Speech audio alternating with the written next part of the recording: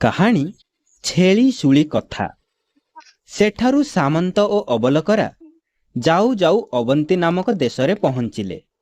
ବେଳ 2 ପ୍ରହର ହେଲାଣି। ଗହଳ ପତ୍ର ବଟଗଛ ମୂଳରେ ବସି ରହିଲେ। ସାମନ୍ତ ନିତ୍ୟକର୍ମ କରିବାକୁ ଗଲେ। ବାରିକ ସଉଦା କିଣିବାକୁ ଗଲା।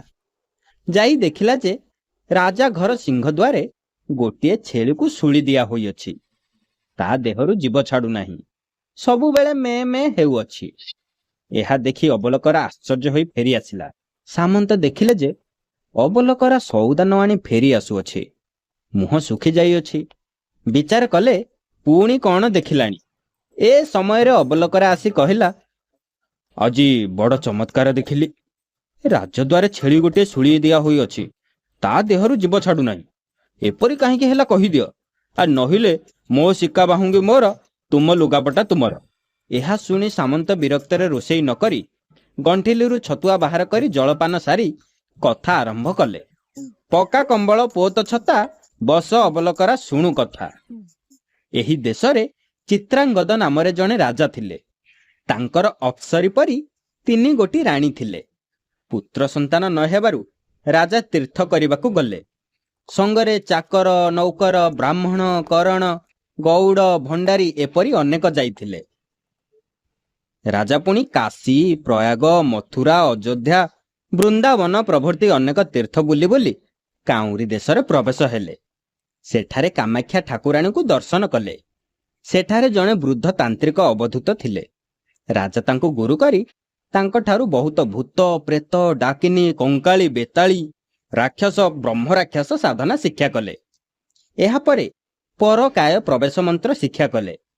ତାପରେ ଗୁରୁଙ୍କଠାରୁ ମେଲାଣି ମାଗି ନିଜ ଦେଶକୁ ଯିବା ବେଳେ ଗୁରୁ କହିଲେ, ବାବା, ତୁମ୍ଭେ ପଛକୁ ଲେଉଟି ଚାହିଁବ ନାହିଁ। ଯେବେ ଚାହିଁବ ଏସବୁ ବିଦ୍ୟା ଲେଉଟି ଆସିବ। ରାଜା ସେପରି ଗୁରୁ ଆଜ୍ଞା ପାଳନ କରି ବାହାରିଲେ। 24 କୋଶ ରାସ୍ତା ଯାଆନ୍ତେ କାଉଁରୀ ଦେଶ ସୀମା ପାର ହୋଇ ବସା କଲେ। ସେଠାରେ ରୋଷେଇବାସ ଭୋଜନ ସାରି ରାଜା ମନରେ ବିଚାର କଲେ, ଗୁରୁଙ୍କ ଦେବା ବିଦ୍ୟାଯାକ ମନେ ଅଛି କି ନାହିଁ ଥରେ ପରୀକ୍ଷା କରିବି। ଦେଖିଲା ବେଳକୁ ସବୁ ବିଦ୍ୟା ମନରେ ଅଛି। କେବଳ ପରକାୟ ପ୍ରବେଶ ବିଦ୍ୟାଟି ପାସୋରି ଯାଇଅଛନ୍ତି।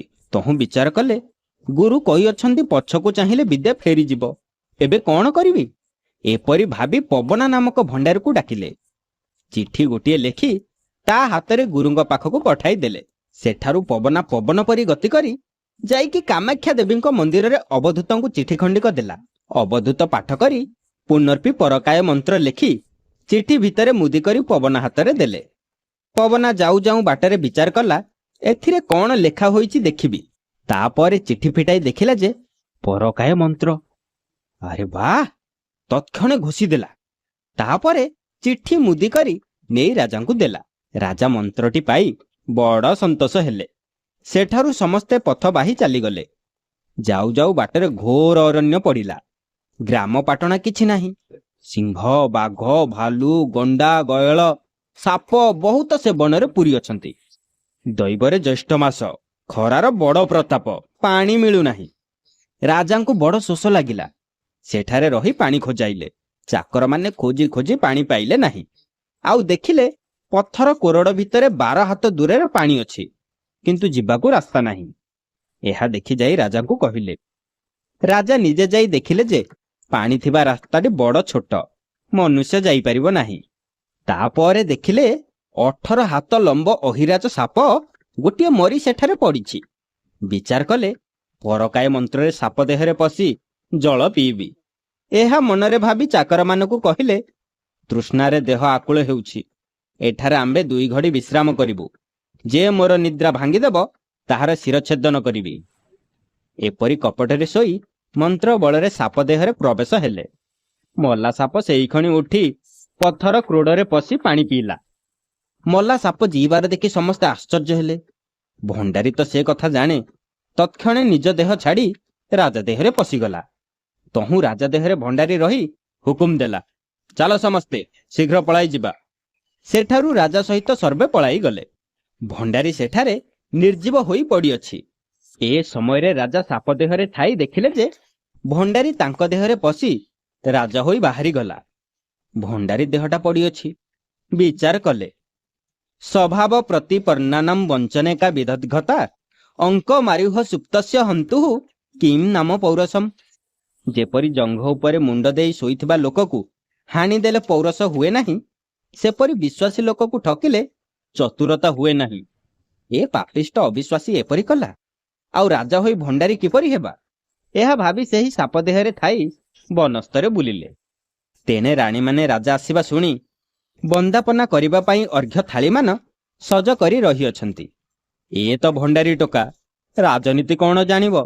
ଅନ୍ତଃପୁରକୁ ନ ଯାଇ ଆସି ସିଂହାସନରେ ବସିଲା। ଏପରି ଅନୀତି ରାଣୀମାନେ ଦେଖି ଏଥିରେ କ'ଣ ହେଲେ ଦୁର୍ଘଟଣା ହୋଇଥିବ ଭାବି ଭିତରୁ ହୁକୁମ ପଠାଇଲେ, ରାଜାଙ୍କୁ କହିବ, ତୁମ୍ଭେ ତୀର୍ଥବାସ କରି ଯିବାରୁ ଆମ୍ଭେ ରାଣୀମାନେ ବ୍ରତ ଆଚରଣ କରିଅଛୁ। ବ୍ରତ ଶେଷ ନ ହେବା ଯାଏଁ ତୁମ୍ଭେ ଭିତରକୁ ଆସିବ ନାହିଁ। ଏ ତ ସହଜ ଭଣ୍ଡାରୀ, ଭରସା କରି ଆଉ ଭିତରେ ପଶିପାରିଲା ନାହିଁ। ଏଣେ ମାଛ, ମାଂସ, ଘିଅ, ଦୁଧ, ଖଜା, ଗଜା, ଛେନା, ପଣା, ଅଦା, ଲୁଣ ଖାଇବି ଦାରି ଦାସୀ ରଖି ଆନନ୍ଦରେ ରହିଥାଏ। ଦେଶ ଘୋଷ ବୁଝିବା ସବୁ ସେହିପରି। ତେଣେ ରଜା ସାପ ଦେହରେ ଥାଇ ବିଚାର କଲେ, ପୂର୍ବ ପାପରୁ ଏବେ ସାପ ହେଲି, ସାପ ହେବାରୁ ପାପ କରିବି, ପାପ କଲେ ନର୍କକୁ ଯିବି। ଋଷିମାନେ କହିଛନ୍ତି, ଜାତୀୟ ଧୋଧ ବ୍ରଜଢ୍ୟୁ ଶୈର୍ଣ୍ୟ ରସୈରେବ କର୍ମଭିଃ ଉପସ୍ୟ ଖନତା ଯଦ୍ବତ ପ୍ରକାର ସେବକାରକଃ। ନିଜ କର୍ମ ବଳରେ ଲୋକ ସାନ ଏବଂ ବଡ଼ ହେଉଅଛି। ଯେପରି କୂଅ ଖୋଳିବା ଲୋକେ କ୍ରମେ କ୍ରମେ ତଳକୁ ଯାଉଅଛି, ପାଚିରି ଗଢ଼ିବା ଲୋକ କ୍ରମେ କ୍ରମେ ଉପରକୁ ଯାଉଅଛି। ଏପରି ଭାବୁ ଭାବୁ ଦେଖିଲେ ଶୁଆଟିଏ ମରି ପଡ଼ିଥିଲା। ସାପ ଦେହରୁ ଯାଇ ଶୁଆ ଦେହରେ ପଶିଗଲେ। ଶୁଆ ହେବାରୁ ଉଡ଼ିଯାଇ ନିଜ ଦେଶ ଅରଣ୍ୟରେ ରହିଲେ। ଏହି ଶୁଆକୁ ସବୁ ଶୁଆମାନେ ଶୁଆ ଗୋଷ୍ଠୀରେ ରଜା କଲେ। ଶୁଆମାନଙ୍କର ବସା ଅତି ଉଚ୍ଚ ପଥର ଉପରେ ଥାଏ। ସେଠାକୁ ମନୁଷ୍ୟ ଆଦି ଜନ୍ତୁମାନେ ଯିବାକୁ ବାଟ ନଥାଏ। ଏ ସମୟରେ ଗୋଟିଏ କୁଆ ଆସି ଶୁଆମାନଙ୍କୁ କହିଲା, ମୁଁ ତୁମ୍ଭ ସାଙ୍ଗରେ ସାଥୀ ହୋଇ ରହିବି। ଏହା ଶୁଣି ରଜା ଶୁଆ କହିଲା, ଏହାକୁ ରଖିବା ନାହିଁ। ଏ ବଡ଼ ଦୁଷ୍ଟ, ଯଥା ଦୁର୍ଜନଃ ସଙ୍ଗ ମେଳୟାମ୍ ଅକାଳେ ମୃତ୍ୟୁ ଲକ୍ଷଣମ୍। ଦୁର୍ଜନ ସଙ୍ଗେ ସଙ୍ଗୀ ହେଲେ ଅକାଳରେ ମୃତ୍ୟୁ ଘଟେ। କୁଆ ସେଠାରେ ରହିବାରୁ ବରଫଳ ଖାଇ ପଥର କୋରଡ଼ରେ ମଳତ୍ୟାଗ କଲା। ତହିଁରୁ ବରଗଛ ଉଠି ତଳକୁ ବୋଲି ସିଅ ଚାଲି ଆସିଲା। ଦିନେ ଏକ ଶବର ଶିକାର କରିବାକୁ ଯାଇଥିଲା। ଜୀବଜନ୍ତୁ ନ ପାଇ ବୁଲି ବୁଲି ସେହିଠାରେ ପହଞ୍ଚିଲା। ବର ସିଅରେ ଚଢ଼ି ଉପରକୁ ଯାଇ ଦେଖିଲା ଯେ ଶୁଆଯାକ ଚରି ବୁଲି ଯାଇଅଛନ୍ତି। ବସାରେ ଡିମ୍ବ ଛୁଆଯାକ ଥିଲେ। ସେ ଶୁଆଯାକ ସବୁ ବାନ୍ଧିଲା। ତାପରେ ବସା ଯାକରେ କାଣ୍ଡିଆ ଖଞ୍ଜି ଦେଇ ଚାଲିଗଲା। ଶୁଆଯାକ ସଞ୍ଜ ବେଳକୁ ଚରି ବୁଲି ଆସି ବସାରେ ପଶିଗଲା ବେଳକୁ କାଣ୍ଡିଆ ଅଠାରେ ବାନ୍ଧି ହୋଇଗଲେ। ଗଣତିରେ 960 ଶୁଆ ଥିଲେ। ସମୁଦାୟ ବନ୍ଧନରେ ପଡ଼ି ବିଚାର କଲେ, ଆମ୍ଭେମାନେ ରଜାଙ୍କ କଥା ନ ମାନି କୁଆକୁ ଏଠାରେ ସ୍ଥାନ ଦେବାରୁ ଡିମ୍ବ ଛୁଆ ସବୁ ମଲେ। ଆମ୍ଭେମାନେ ରାତି ପାହିଲେ ମରିବା। ବଡ଼ ଲୋକମାନଙ୍କର କଥା ଯେ ନ ଶୁଣେ ସେ ଏହିପରି ଆପଦ ପାଏ। ଏହା ଶୁଣି ରଜା ଶୁଆ କହିଲା, ଏତେବେଳେ ଭୟ କରି ଭାଳିବାର ସମୟ ନୁହେଁ। ଯଥା ତାବତ୍ ଭୟେନ ଭେତବ୍ୟମ୍ ଯାବ ଭୟ ମନାଗତଃ ଆଗତମ୍ ତୁ ଭୟମ୍ ଦୃଷ୍ଟ୍ୱା ଯତ୍ନ କୁର୍ଯ୍ୟା ଦଶଙ୍କିତଃ। ଯେତେବେଳେ ପର୍ଯ୍ୟନ୍ତ ଭୟ ନିକଟକୁ ଆସିନଥାଏ ସେତେବେଳେ ଯାଏ ଭୀତ ହେଉଥିବ। ନିକଟରେ ଭୟ ଆଗତ ହେବାର ଦେଖିଲେ ଶଙ୍କା ଛାଡ଼ି କାର୍ଯ୍ୟ କରିବ। ଏବେ ଆମ୍ଭେମାନେ ଏ ବିପଦରୁ ଯେପରି ରକ୍ଷା ପାଇବା ସେ କଥା ବିଚାର କର। ଏହା ଶୁଣି ଶୁଆମାନେ କହିଲେ, ଏଣିକି ତୁମ୍ଭେ ଯାହା କହିବ ତାହା କରିବୁ। ରଜା ଶୁଆ କହିଲା, ତେବେ ସମସ୍ତେ ରୁମ ଫୁଲାଇ ଆଖି ଲେଉଟାଇ ମଲା ପରି ପଡ଼ିଥାଅ। ଶବର ଦେଖିଲା ବେଳକୁ ଆମ୍ଭେ ମଲା ପରି ପଡ଼ିଥିଲେ ସେ ଗୋଟି ଗୋଟି କରି କାଣ୍ଡିଆ ବାହାର କରି ତଳକୁ ଫିଙ୍ଗିଦେବ। ଆଗ ଯାହାକୁ ଫିଙ୍ଗିଥିବ ସେ ଗଣୁଥିବ। 960 ହୋଇଗଲେ କେଁ କରି ଡାକିଦେଲେ ସମସ୍ତେ ଏକାବେଳକ ଉଠି ପଳାଇବେ। ଏପରି ବିଚାର କରି ଶୁଆମାନେ ରାତିଯାକ ମଲା ପରି ପଡ଼ିଅଛନ୍ତି। ଏଣେ ଶବର ରାତି 2 ଘଡ଼ି ଥାଉ ଥାଉ ତାର ଭାର୍ଯ୍ୟାକୁ କହିଲା, ଆଜି ଯେ ଶୁଆ ଆଣିବି ସାଇ ପଡ଼ିଶା ଦେ ଦଉଣୀ ପ୍ରିୟା ପିତି ଝିଅ ଝିଆଣିଆ ବନ୍ଧୁ ବାନ୍ଧବ ଏମାନଙ୍କୁ ଦେଇ ଆପେ ଖାଇଲେ ବାଦେ ଆହୁରି ବୋଝ ବଳିବ। ଏହା କହି ଆନନ୍ଦରେ ତରତର ହୋଇଗଲା।